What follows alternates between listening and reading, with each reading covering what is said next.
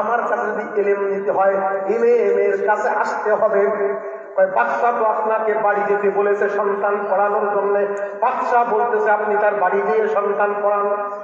বড় লোক তো টাকার গরম আছে, গম চুরির টাকা, টিন চুরির টাকা, টন চুরির টাকা, আই ঠেলা টাকা, দালালি করা টাকা, ঘুষ খাওয়া টাকা, সুদ খাওয়া টাকা আছে তো বাবা। ও হুজুর 2000 করে দেবো, বাড়ি যেয়ে পড়ে আসবে, জীবনও বিদ্যা হবে না। ইমাম মালিক রাহমাতুল্লাহ ডাক দিয়ে বললেন, হে বাবা শোনো শোনো, ইলম কারো দরজায় যায় না, ইলমের দরজায় সবাইকে আসতে হয়। এক নাম্বার, বাদশাকে বলো। ফিরে গেছে বাদশার দরবারে, বাদশা ইমাম মালিকের জবাব দিয়েছে, মেনে নিলাম।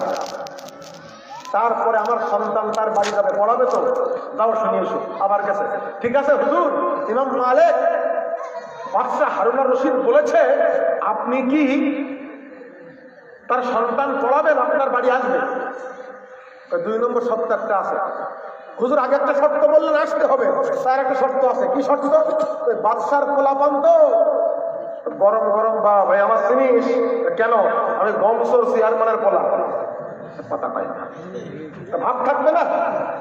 এমনি ভালো যদি জাতের মাল হয় তাহলে ভাব থাকবে না।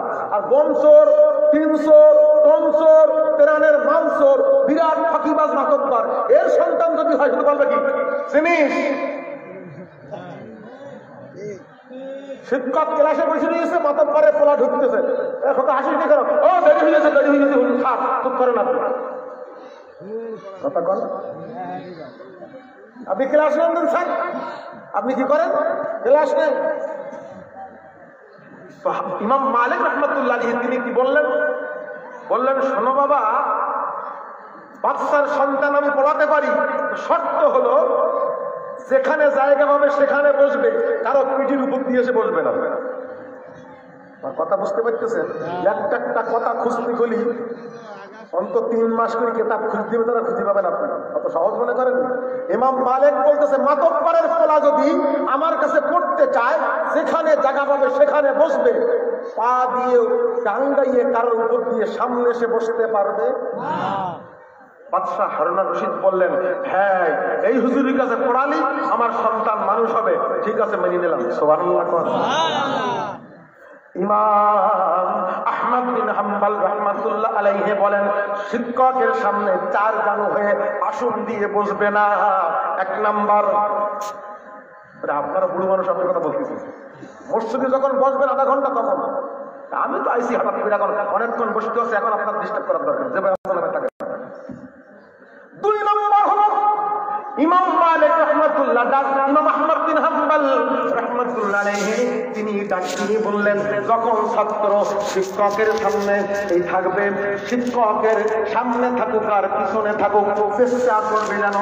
ইমাম আহমদ বিন হাম্বল বলেন, আমি 8 লক্ষের উপরে হাদিসের হাফেজ ছিলেন তিনি, 28,000-এর উপরে মুসনাদ আহমদ বিন হাম্বল কিতাব লিখেছেন তিনি।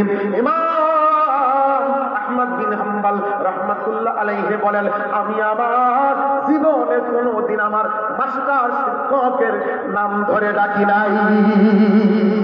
সুবহানাল্লাহ। শিক্ষকের নাম ধরে ডাকি নাই। আমরা ছোটবেলা কি বলতাম?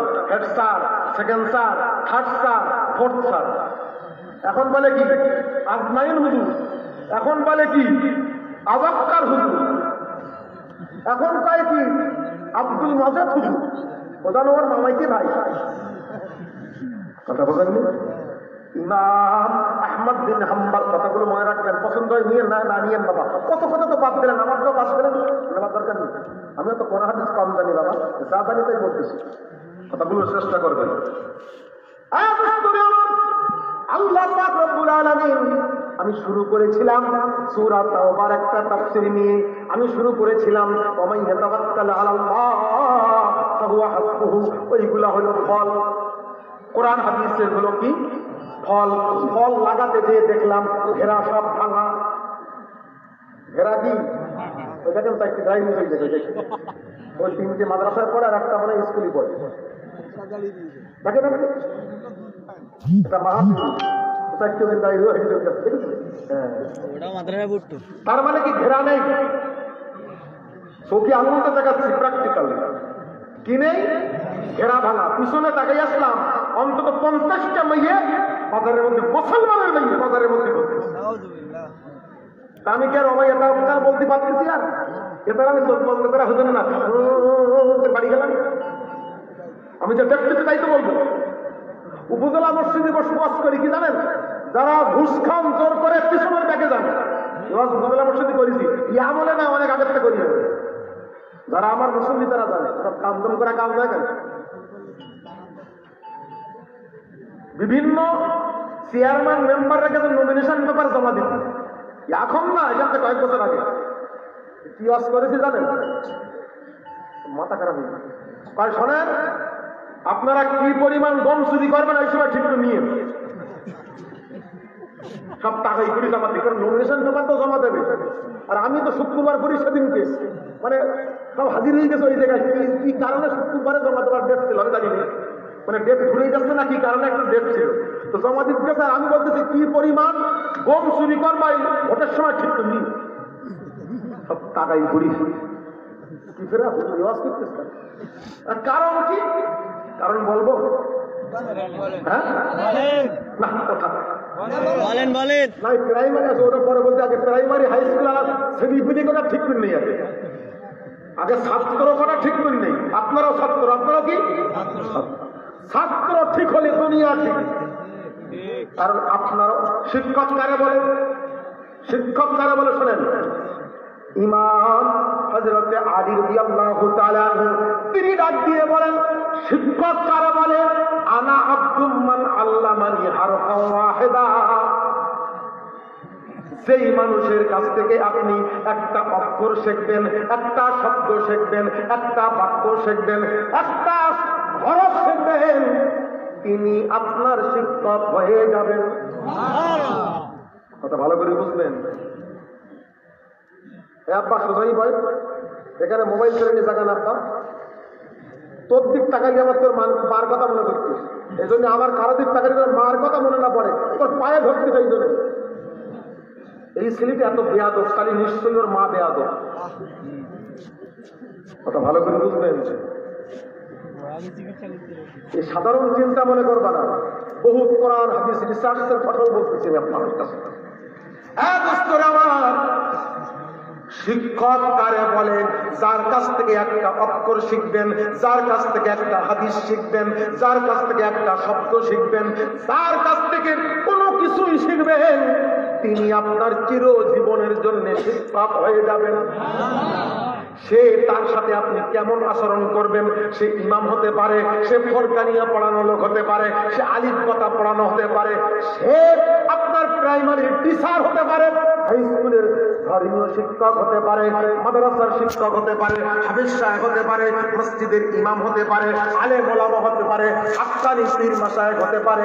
যার কাছ থেকে তুমি ইলম শিখবা, তুমি কেমন হয়ে যাবা?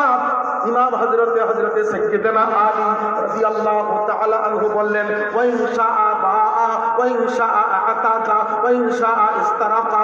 ওই শিক্ষক তোমাকে ইচ্ছা করলে, এখন আমি ইচ্ছা করলে আপনাদেরকে মুক্ত করে দিতে পারি, ইচ্ছা করলে চিরজীবন বাড়ি গোলাম বানায় রাখতে পারি, ইচ্ছা করলে আর এক জায়গায় বিক্রি করে দিতে পারি। এটার নাম ইসলাম, এটার নাম আদাব। আমি ওটাই প্রশ্ন করেছিলাম, ইবলিস শয়তান লানত পেয়ে গেল, চিরস্থায়ী জাহান্নামে হয়েছে। কারণ কি? বলেছেন দুটো কারণ। কটা কারণ? আল্লাহর আইন অমান্য করেছে না, আমরা বহুত আইন অমান্য করি, তাই বলি কি আল্লাহ আমাকে একটা জাহান্নামে ঢুকে দেবে, জীবনে জান্নাতে নেবে না? দুই নাম্বার, একজন বলে অহংকার করেছে। তো অহংকার এরকম ভাব। অহংকার মানে কি? ভাব আমি বড় লোক, আমি টাকাওয়ালা, আমি মাতব্বর, আমি টিনসর, আমি টনসর, আমি হলো সাহেব, আমি অমুক দায়িত্বশীল, আমি অমুক এলেমওয়ালা, আমি হলো অমুক সম্পদওয়ালা, আমার এত কোটি টাকা আছে, আমার ব্যাংকে 50 লাখ টাকা রেখে দিছি, ওই মাসে মাসে ওখান থেকে সুদের টাকা পাইখানা আসে, তাই খেয়ে আমার জীবন চলে যায়। কার নেব? কথা পাই না। ব্যাংকে কত টাকা? 50 লাখ। প্রতিদিন যা টাকা আসে তাই খায়, আর মসজিদে কয় আল্লাহ কি খবর রে, ভেস্তে যাবে। সুদের টাকা খাচ্ছে আর কয় কোন জায়গা যাবে, মানে ভেস্তে যাবে। কি কর, কোথায় যাবে? অহংকার ভাব সবার মধ্যে আছে, তাই বলি কি আপনি একেবারে জাহান্নামে যাবেন? ইবলিস শয়তান কি করেছিল শুনে রাখেন। ইবলিস শয়তান আল্লাহর সাথে, সকলে বলবেন, বিয়াদবি করেছিল। সকলে কোন কি করেছিল? জোরে কোন কি করেছিল? আরো জোরে কোন কি করেছিল?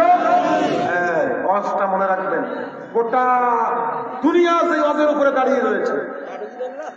ইবলিস শয়তান চিরস্থায়ী জাহান্নামী, কোনো অপরাধ নেই, সেজদা করেনি, না না তা কারণ না, সেজদা না করলেও আল্লাহ মাফ করে দেয়।